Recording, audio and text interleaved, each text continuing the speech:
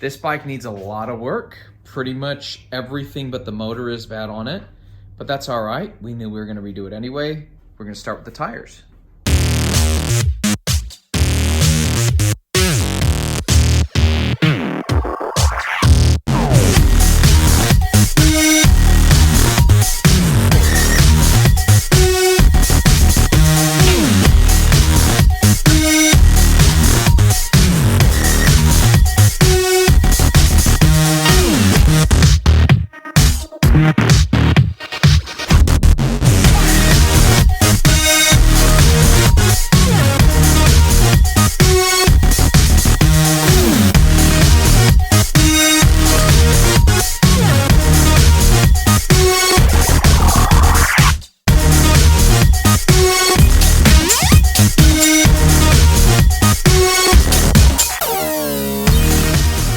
Here it is, pretty easy, changing the tubes. Now let's get this thing working. I went ahead and test fitted our new throttle controller along with our switch. So this is one that I had ordered previously. I was thinking of using it on the Monster Moto over there, but decided not to. So we're gonna go ahead and try it on this one. This one's pretty cool because it actually reads your voltage there. It has the switch there, as well as having our throttle. So, so far, I haven't hooked it up, so let's go through that work. The motor controller on this one was bad. Actually, the motor controller on both of them were bad. But what I did is I chopped off all the leads, just because not all the harnesses are gonna work, and to make this a little bit slicker, I'm gonna try to keep these as stock as possible so that way they can be disconnected and reconnected. So I am not gonna reuse this. In fact, I'm gonna take this whole thing off. We already have the key right here. There's no need to have a second one. This is the motor controller. I just got it off eBay. The big thing I was looking for was the voltage at 36 volts and then the rating of 800 watts. This is a 500 watt motor, but we are going to boost the voltage from 24 volts to 36. So in theory, it'll be running around 750 watts. So our 800 watts will be just fine. All right, let's go through some of these connectors and what we already have going right now. So the only thing I really did is I soldered on one of these XT60 connectors.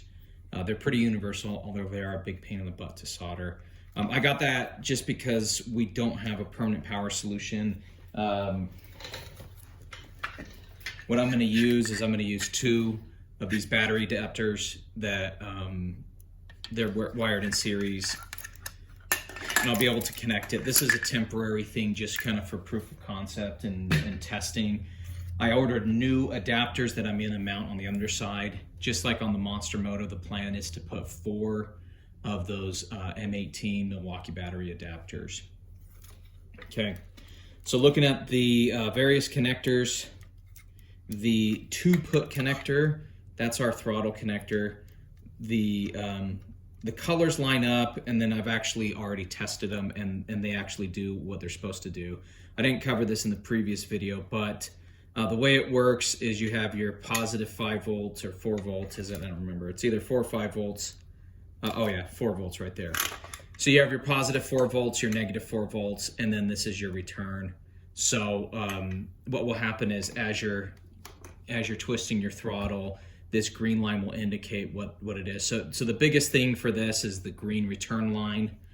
This is also green. So those are universal as far as that goes. So that'll hook up just fine, although the connectors don't play. I'll cut these off and put on another connector. That's a quick connector. Again, one of the nice things about saving this big rat's nest right here is being able to pull off the right connector and we can solder that up. Okay, we got them all wired up. We got our red to red, black to black, and then white to green. Now you may be a little confused. Why am I saying white to green? Remember, I am soldering on the original connector that came with the bike, and originally it used white as that reference wire. On the new system, everything is green, but still to be able to interface with this connector, I am going to connect to white.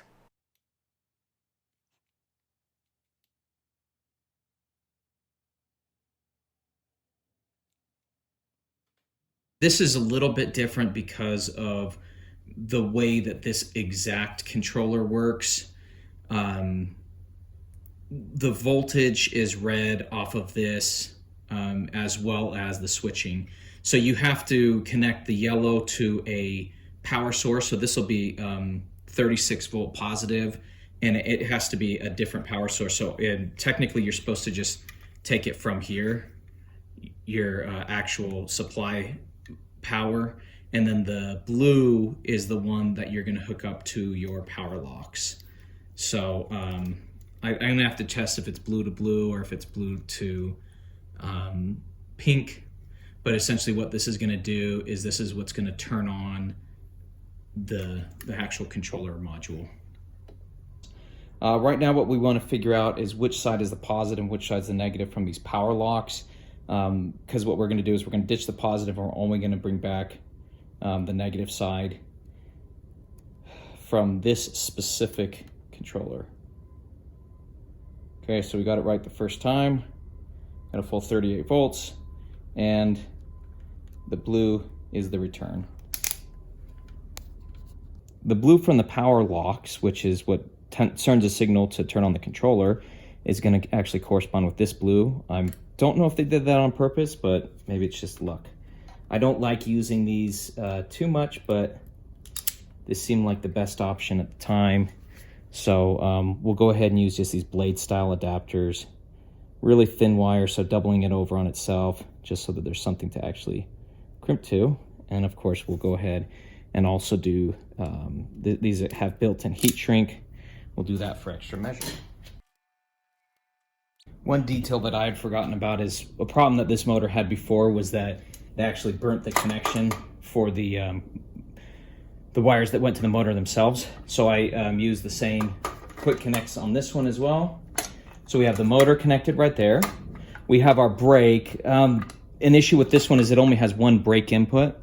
So we could run it that way. It's a little less safe. I think what I'm going to do is try to get some of these connectors and make my own splicer, so that I can use both brakes and it'll use one brake line. So it only has one brake input. Otherwise, the rest of these are connected like we showed before.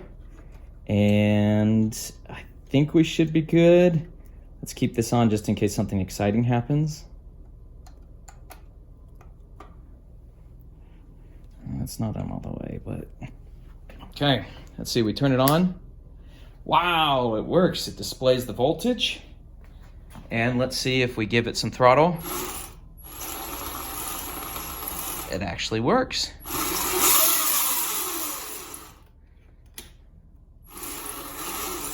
Okay, so the brake, it does work. So it's right now it's connected to the left. But yeah, there we go. Bike appears to be working. A word of advice on these little battery adapters. The posts break off pretty easily, so I found that a little bit of hot glue goes a long way in reinforcing that. I had one break off on this build, as well as that Monster Motor one, and the hot glue seems to hold it in place pretty well.